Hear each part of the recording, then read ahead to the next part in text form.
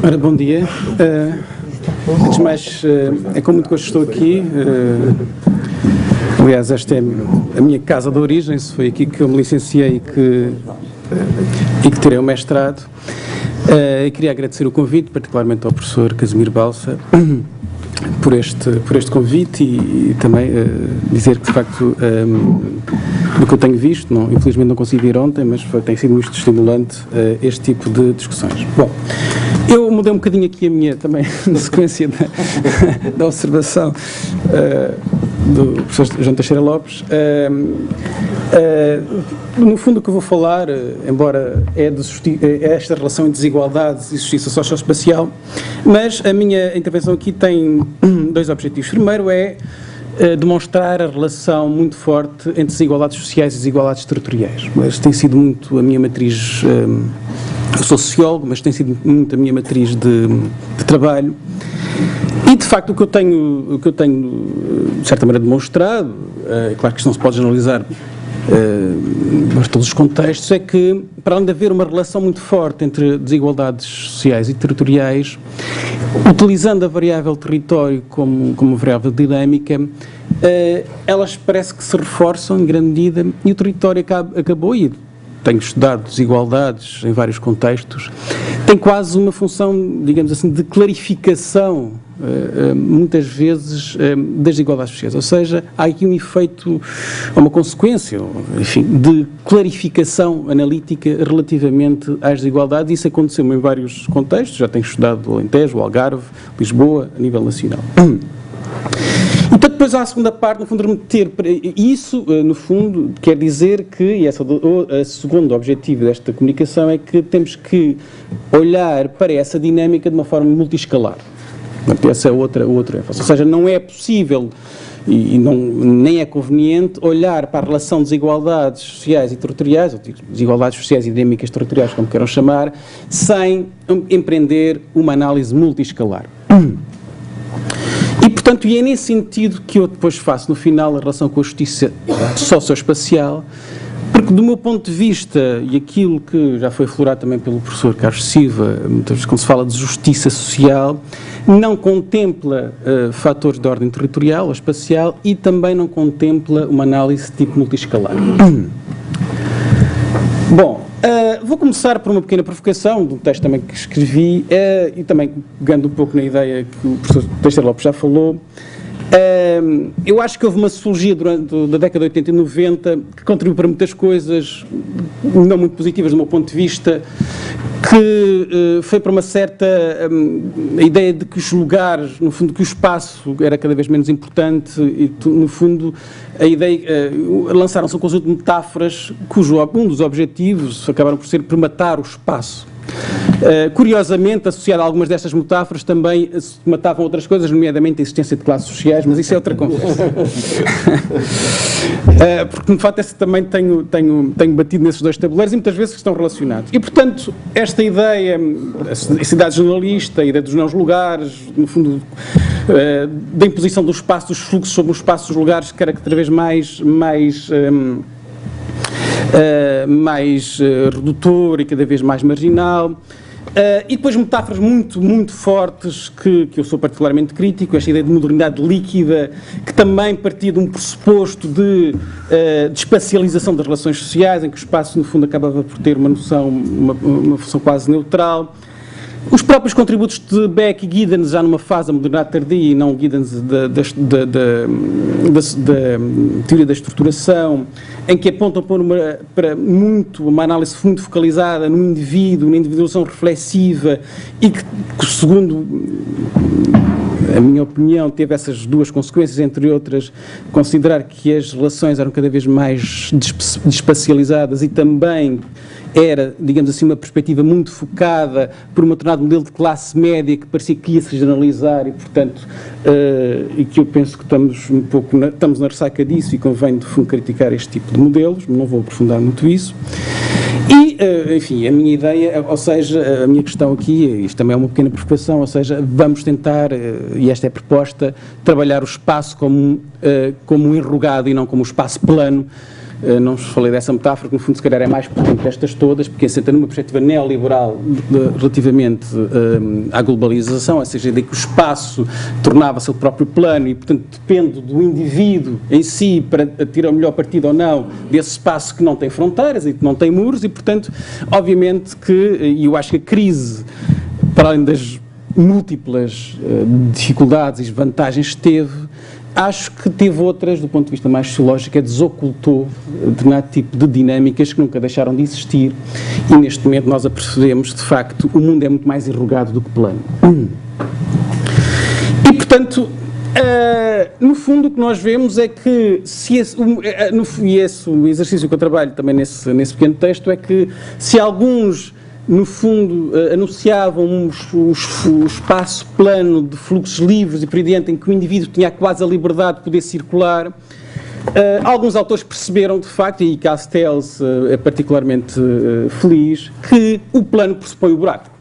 Ou seja, no fundo, é óbvio que só alguns é que poderão ter essa capacidade de circular no plano e esses alguns, curiosamente, não é curiosamente, nós sabemos porquê, são precisamente as classes mais favorecidas, mais instruídas, no fundo que dominam este espaço dos fluxos versus, digamos assim, os tais buracos que ganham forma na cidade. Ele utiliza a ideia de, por exemplo, buraco negro, não é? Para definir determinado tipo de situações de forte marginalidade nas cidades americanas e, portanto, no fundo, a ideia é que o plano gerou fortes assimetrias e, portanto, há, no fundo, uma relação muito forte entre o plano e o buraco e daí a ideia de enrugado, ou seja, no fundo é esta a ideia.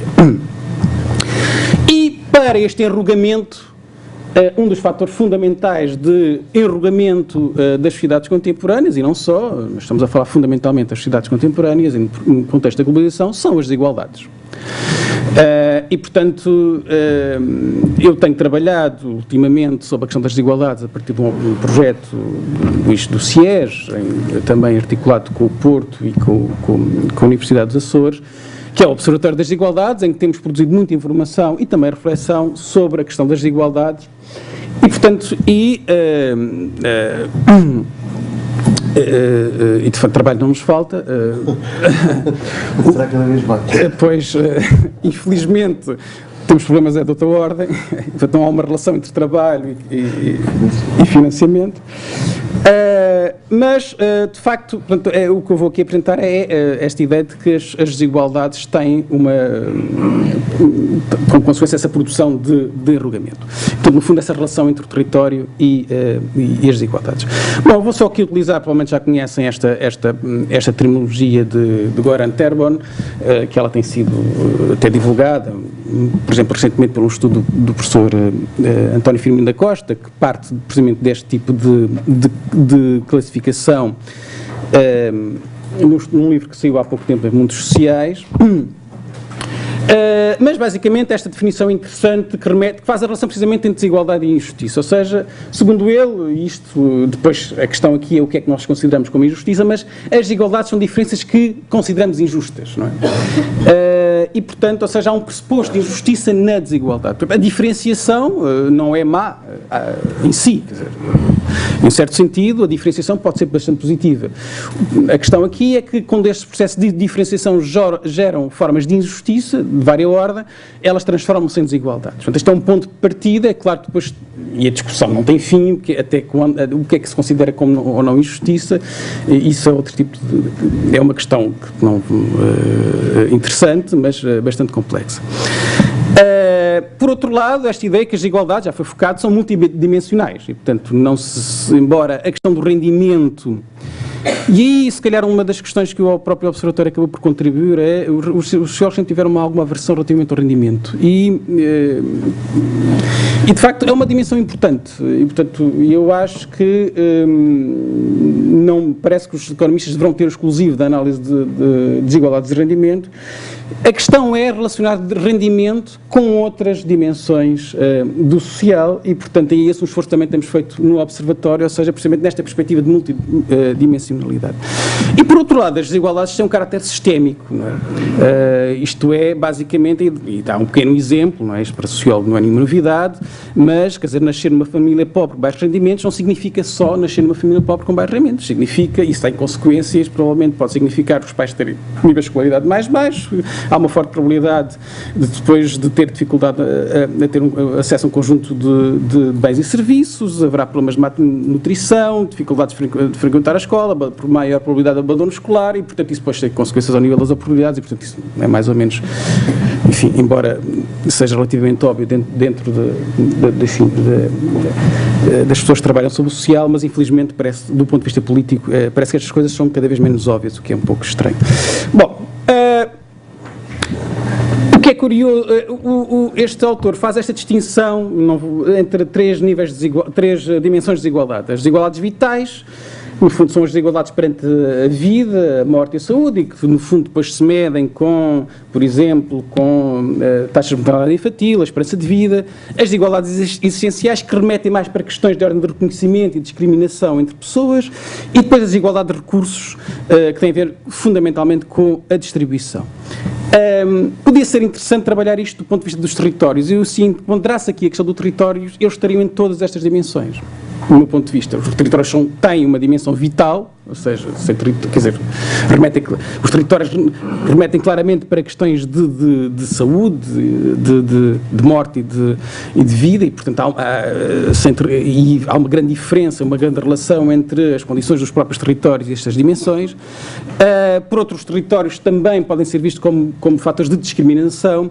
E, por outro lado, obviamente, o território é um recurso. E, portanto, nesse sentido, há aqui uma certa transversalidade, podia até ser interessante aprofundar e refletir nestas várias dimensões e na questão dos territórios. E, quando cruzamos, por exemplo, desigualdades vitais, desigualdades de recursos e as projetamos ao nível do mundo, temos coisas como estas, não é?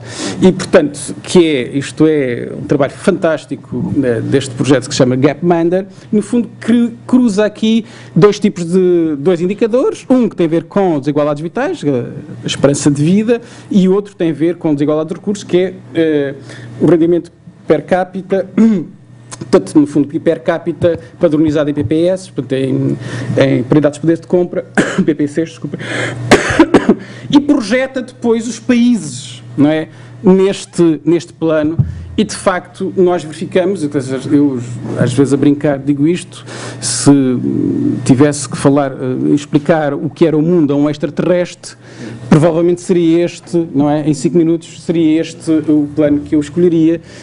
E nós, quer dizer, isto daria para estarmos aqui provavelmente o dia inteiro a discutir este plano, mas o que verificamos é que basicamente, claramente, há uma diferença extraordinária entre países. Aqui a dimensão territorial que temos é a do país e do continente, não é?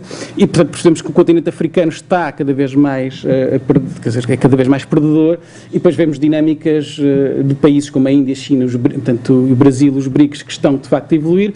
Depois de consultarem este site, isto tem vida, portanto, eles conseguem pôr isto nos últimos 200 anos, e percebemos duas coisas. Percebemos, de facto, que há uma evolução muito forte nos últimos tempos, sobretudo destes países, os tais BRICS, mas percebemos uma coisa muito importante, que é a globalização agravou a distância entre países. Isto é, embora as coisas estejam melhor, do ponto de vista médio, mas a distância relativa entre países é maior do que era anteriormente. E, portanto, há aqui uma relação muito forte. Isso tem sido demonstrado por autores como, por exemplo, Milanovic, que é um economista do Banco Mundial, que demonstra que a globalização, no fundo, esta última globalização, contribuiu para a diferença entre países. E, portanto, é claro que depois cá em cima temos os países fundamentalmente da Europa, dos Estados Unidos, e depois alguns países asiáticos, como é o caso do Japão, e depois também vemos os grandes desvios daquilo que era suposto, por exemplo, o caso da África do Sul, que é dos países mais desiguais do mundo e que está aqui, e que tem um rendimento médio relativamente interessante, e, portanto, e sobretudo dos mais elevados quando comparamos com os países africanos, mas depois tem níveis de esperança de vida muito baixos. Isto deve-se em grande medida provavelmente à questão da SIDA. Outro caso interessante, por exemplo, é o Vietnã, não é? Que tem um nível de rendimento mais baixo, mas consegue ter um nível de esperança de vida bastante interessante. E, portanto, isto daria aqui para, no fundo, discutirmos, mas a questão aqui é esta relação entre a desigualdade e os territórios. Bom, isto depois pode ser desmultiplicado em várias escalas, como eu disse, esta é uma análise multiescalar, e, portanto, por exemplo, uma das coisas que este autor, Milanovic, diz é que, eu não vou desenvolver isso, ele define vários conceitos de desigualdade, um pode ser mais assente na questão do indivíduo, outro entre países, e, por exemplo, diz-nos que nos Estados Unidos a desigualdade é fundamentalmente entre países, porque em todos os Estados há muito ricos e muito pobres, mais ou menos, e, por exemplo, no caso da Europa, a desigualdade mais saliente é entre países, ou seja, há uma grande desigualdade entre países ricos e países pobres, e provavelmente isso explica muito daquilo que está a acontecer atualmente, ou seja, não há uma relação entre esta, não sei se depois a professora Isabel Guerra falará disso, entre uma retórica da coesão e depois percebemos que, de facto, do ponto de vista das desigualdades entre países, as distâncias são gritantes e provavelmente estão a aumentar. Mas é interessante baixar a escala e percebermos que sim, de facto, há uma relação, há uma desigualdade entre países, e essa é a crítica que... Nem pensar. Há aqui depois... há aqui uma... ou seja, a ideia é que depois... se baixarmos a escala e formos ao nível regional, verificamos que as distâncias entre regiões ainda reforçam mais do que a distância entre países, e, portanto, que é uma dimensão bastante interessante. E aqui eu fiz um pequeno exercício, por exemplo, se o PIB per capita, e utilizando, obviamente, o PIB per capita, que por si é um indicador bastante rudimentar, mas que é suficiente para percebermos algumas tendências. Quer dizer, o país mais rico é o Luxemburgo, e tem seis vezes mais o rendimento médio que a Roménia. Mas depois, se percebemos as diferenças entre PIB per capita e regiões, percebemos que, por exemplo, Inner London, portanto a City, é a cidade a região mais rica, que ultrapassa 11 vezes e meio o rendimento médio das regiões mais pobres, neste caso esta região romena. E que, por outro lado, ou seja, isto podemos interpretar, bem, ok, pronto, sim, porque são realidades muito distantes e, portanto, é natural que isso aconteça. Mas, curiosamente, quando comparamos Inner London com Outer London, portanto, a London mais suburbana e periférica, verificamos que há uma distância de 3 vezes, ou seja, o PIB per capita da City é 3 vezes maior do que a London mais periférica, a Londres mais periférica. Portanto, há uma distância maior do ponto de vista relativo, obviamente, pois estamos aqui a falar em ordens de grandezas diferentes, da distância entre o Reino Unido e a Roménia, que é 2,4 vezes. Ou seja, isto basicamente dizer que, isto remete para esta ideia que os territórios têm, de facto, e devem ser trabalhados de uma forma multiescalar, porque, de outra maneira, acabamos por ter visões parcelares, e, portanto, esta ideia é muito interessante, que eu aqui, e era interessante desenvolver, que na Europa as desigualdades de rendimento são ainda mais pronunciadas entre regiões do que entre países, e uma política de coesão deve concentrar essas várias dimensões, e que outra questão, que eu ilustrei aqui com estes dados sobre Londres, que internamente cada país pode ser constituído por fortes igualdades inter- e intrarregionais. Portanto, entre regiões, mas também interregionais, isso particularmente nas zonas metropolitanas. Isso tem sido trabalhado no tipo de autores, nomeadamente geógrafos, e acho que um dos trabalhos mais felizes é da Doreen Massey, sobre a World City, em que de facto identifica relativamente a Londres uma espécie de duplo movimento de Londres que se torna cada vez mais rica e descola do resto do país, e portanto há aqui uma forte desigualdade interregional, mas também identificando depois, no fundo, Londres, não é? Verificar que internamente ela é composta por fortes desigualdades. Portanto, há aqui um duplo movimento de desigualdade inter- e interregional, que remete para uma análise também mais complexa e que tem depois deverá ter impactos na forma como se concede a justiça socioespacial e também, obviamente, depois as políticas públicas. Claro que os mercados de trabalho e a forma como eles se constituem nesta economia global são um fator fundamental de produção de desigualdades. E é isso que nós, no Observatório, estudamos relativamente a Lisboa. Ou seja, haverá um efeito Lisboa à nossa escala, Lisboa não é Londres, mas à nossa escala, Lisboa tem um papel similar que Londres tem na Inglaterra. E, portanto, o que nós verificamos muito rapidamente, porque não posso estar aqui a explicar, não tenho mais tempo, mas mas como chegámos agora aos dados, se calhar podemos ter um bocadinho de tolerância, embora não seja... Já agora, o que nós temos aqui é a distinção de um rácio que é o S80-20. Este S80-20 faz um rácio entre os 20% mais ricos e 20% mais pobres. Estes dados são trabalhados ao nível de uma base de dados que é os quadros de pessoal, que estamos a falar do setor privado, fundamentalmente, portanto estamos aqui ao nível do mercado de trabalho. Portanto, ou seja, estamos a falar das desigualdades sem a interferência, a boa interferência neste caso, de fatores de ordem redistributiva e de transferências sociais e, portanto, não há aqui, digamos assim, esse elemento, não é? No fundo, do rendimento disponível, não é? Com o efeito da redistribuição e das transferências sociais, nem também o elemento também atenuador das desigualdades, que são os serviços públicos e por aí. Portanto, estamos a falar ao nível, basicamente, do mercado de trabalho. E como nós verificamos, quer dizer, o rácio em Lisboa, Conselho, é superior, sempre, muito superior relativamente ao resto do país, e este resto do país é uma média que inclui também Lisboa. Se retirassemos Lisboa desta média, a distância ainda seria maior. E, portanto, isto quer dizer que, de uma forma geral, o rácio, em Lisboa, os ricos, 20% mais ricos, portanto, estamos a falar de população que trabalha por conta de outra, portanto, estamos a falar fundamentalmente de salários, tem um rendimento 7 vezes maior do que os mais pobres e no país não chega a 5. Se outro tipo de análise, em vez deste tipo de rácios, identificarmos porções de rendimento, quer dizer, quanto é que os 1% mais ricos têm, oferem, e o que é que nós verificamos é que, por exemplo, os 1% mais ricos em Lisboa têm, em média, níveis de rendimento muito maiores do que os 1% mais ricos em Portugal e também os 5% relativamente ao resto do país. Portanto, há aqui um efeito exponencial das desigualdades, neste caso, das desigualdades de rendimento de mercado, relativamente ao resto do país. Portanto, de facto, há o efeito Lisboa que se espelha depois noutras dimensões, nomeadamente na escolarização, não é? Aqui não, desculpem, Lisboa está azul, o PowerPoint aqui não reconheceu, e portanto, o que nós vemos é que também, é claro que aqui estamos também, convém sublinhar que estamos a falar de salários, não há aqui o efeito também depois ao nível do custo de vida, não é? Portanto, ou seja, provavelmente também em Lisboa o custo de vida será mais elevado e isso tinha que ser ponderado por uma análise mais real daquilo que de facto que é a vida das pessoas. Mas a probabilidade de um indivíduo com ensino superior ter um rendimento mais elevado trabalhando em Lisboa, aqui estamos a falar de pessoas que trabalham em Lisboa, esqueci-me de falar disso, estamos a falar de trabalho, também é uma perspectiva que normalmente não é muito usada, é sobretudo a perspectiva do residente, e seria interessante o exercício de cruzar essas duas dimensões, que muitas vezes são coincidentes, mas Lisboa é cada vez mais uma cidade de trabalhadores do que de residentes.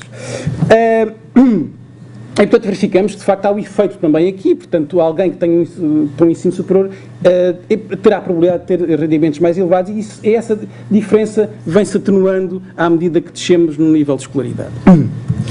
Depois fizemos uma análise clusters em que, no fundo, não vou agora estar a especificar muito isso, depois eu tenho um paper, se quiserem, depois podem usar. Uma análise que é a partir de 3 variáveis. A dimensão do estabelecimento, porque esta base é constituída portanto, tem uma base individual, trabalhadora, mas também por estabelecimento, a atividade e os salários. O tipo de atividade e os salários. Então, a partir dessa análise, identificámos 4 clusters, porque também há uma relação forte entre a dimensão e o salário, e nós verificamos 4 clusters, em que, no fundo, o primeiro cluster, que está em vermelho, é o cluster da maior dimensão, em que há uma maior preponderância das atividades administrativas e financeiras, e isso tem um efeito sobre os salários, e por aí dentro até ao cluster dos estabelecimentos mais pequenos, e a preponderância do comércio e da restauração e de salários mais baixos. E é interessante perceber, e seria também interessante confrontar com outros estudos que partem da perspectiva do residente e que trabalham nas desigualdades territoriais em Lisboa, mas a perspectiva do residente seria interessante confrontar com isso, esse exercício nós não fizemos ainda. Mas, de facto, verificamos que há aqui territórios bastante diferenciados no interior da cidade. Não? Estamos a falar agora aqui das desigualdades neste caso, intraurbanas, precisamente. E então, o que é que nós identificamos? Que esta diferenciação territorial remete para níveis de desigualdade também fortemente diferenciados. Ou seja, basicamente aqui temos dois indicadores. Deste lado, a percentagem que cada quintil, portanto, isto está definido em quintis, não é? Em que este é o quintil, este é o primeiro quintil, os 20% de rendimento mais baixo, e por aí adiante até o último quintil, ou quinto, que são as pessoas que têm rendimento mais alto, porque isto quer dizer que, no fundo, em 2009, os 20% mais ricos, não é? Dos trabalhadores detinham quase 50% do rendimento, não é? Dos salários, não é? Do bolo todo. Portanto, há aqui uma dispersão de 20 para quase 50, não é? Portanto, há aqui uma concentração salarial bastante forte, e que o rácio é de 6,7, já vimos, ou seja, é o outro indicador, a diferença entre ricos e pobres. E verificamos que depois, obviamente, o cluster dominado pelas maior dimensão e pelas atividades administrativas e financeiras e salários elevados, o rácio aumenta de 7 para 7, ou seja, a diferença entre ricos e pobres aumenta para 7, e depois vai diminuindo nas freguesias, digamos assim, que têm outros padrões, nomeadamente aqui a preponderância de outras atividades mais tradicionais. Portanto, ou seja, lá está, estamos aqui claramente ao nível das desigualdades multiescalar e, obviamente, que isto remete claramente para tipo de análise sobre justiça, sobre distribuição, que tem que ser também multiescalares. E isto é uma discussão... não sei, eu tinha só aqui um pequeno parêntese, que é dizer que, de facto, que o resto do país não é paisagem. Isso é uma coisa que eu tenho trabalhado também, é só apresentar aqui, que tenho feito estudos sobre o Alentejo e sobre o Algarve, e percebemos que também, numa escala em que parece não haver desigualdades e diferenciação, de facto há. E um estudo que eu fiz na tese de doutoramento sobre o Alentejo, utilizando, neste caso não rendimento, mas variáveis de classe e por aí adiante, verificamos também que a uma determinada escala, não é? Também há fortes diferenciações dentro de um território que, à partida, não é, se considera homogéneo e, portanto, relativamente plano, neste caso até literalmente, mas que depois percebemos que a imagem que aparece é uma imagem de forte enrugamento, ou de arquipélago, se quisermos. Não vou agora desenvolver muito isso, mas era esse sublinhado que queria fazer. Bom, do meu ponto de vista, faz sentido então falarmos de uma justiça socioespacial. Eu não vou, aliás, já foi focada a questão do Rawls, mas há, no fundo, três perspectivas atualmente que existem, que têm marcado muito também as políticas públicas. A perspectiva do Rawls, no fundo, que é uma abordagem institucionalista, apesar de tudo, mas cujo centro fundamental é o Estado.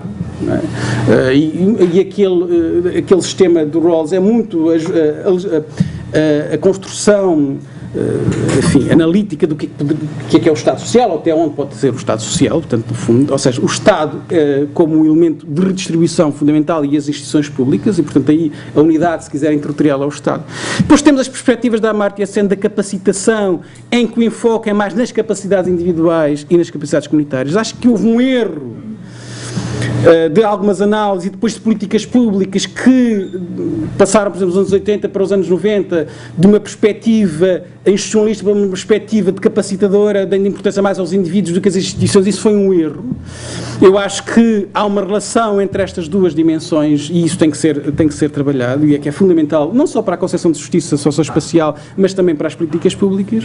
E agora há concepções, obviamente, no mundo da globalização, que são também também críticas relativamente à perspectiva de Rawls, a ideia que, de facto, a justiça social não pode ser definida meramente à escala do Estado-nação e que deve ter uma perspectiva também global ou transnacional, que é a perspectiva da Nancy Fraser e outros autores, que fala numa justiça democrática pós-Westfália, portanto. Eu acho que a minha questão aqui, no fundo, todas estas perspectivas são válidas e são pertinentes. A questão aqui é que elas deverão remeter para esta perspectiva multiescalar, e nesse sentido eu penso que é importante, e nós sociólogos, acho que é a maioria aqui, de também dialogarmos com determinado tipo de autores, como é o caso Soja, que fala muito na questão da justiça espacial, e que, no fundo, o espacial, no fundo, é o socioespacial, porque ele fala numa dialética socioespacial, não é? E é, no fundo, a partir dessa dialética socioespacial que, do meu ponto de vista, deverá incorporar esta dimensão multiescalar, que faz sentido construirmos estas noções de justiça socioespacial, tendo em conta precisamente a forma como as desigualdades sociais e as desigualdades territoriais se imbricam e se complexificam. E, portanto, a gente, conclusão, no fundo, o que é que eu tentei demonstrar? Basicamente que o espaço é enrugado e constituído por fortes tensões e simetrias, e que isso convém ser sublinhado, e dessa maneira desconstruir algumas ideias feitas e de alguns conceitos que se generalizaram na década de 90, altamente perversos, na minha opinião, que as desigualdades são multidimensionais e sistémicas e que têm uma componente multiescalar, e que há um efeito de cidade sobre as desigualdades, tem-se um efeito de ele próprio que é multidimensional, do ponto de vista das desigualdades intra- e interregionais, que é importante considerar os mercados, não é? Os mercados têm que ser trabalhados do ponto de vista sociológico. Há autores, há clássicos, não é? Weber, por exemplo, que são referências neste aspecto. Eu acho que a sociologia se foi afastando de uma análise crítica dos mercados, e nós vemos, uma das consequências desta crise é percebermos que, de facto, os mercados têm uma força determinante sobre o social, e que, através do estudo que fizemos, no fundo, aquele estudo sobre Lisboa é olhar, perspectivar a Lisboa como um mercado de trabalho, e perceber como é que as desigualdades se disparam a partir desta perspectiva.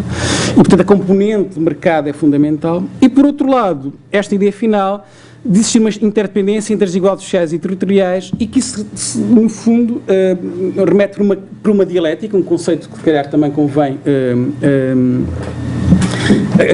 voltar, uma dialética que depois deverá ser trabalhada nesta perspectiva socioespacial da justiça. Pronto, era isto. Obrigado.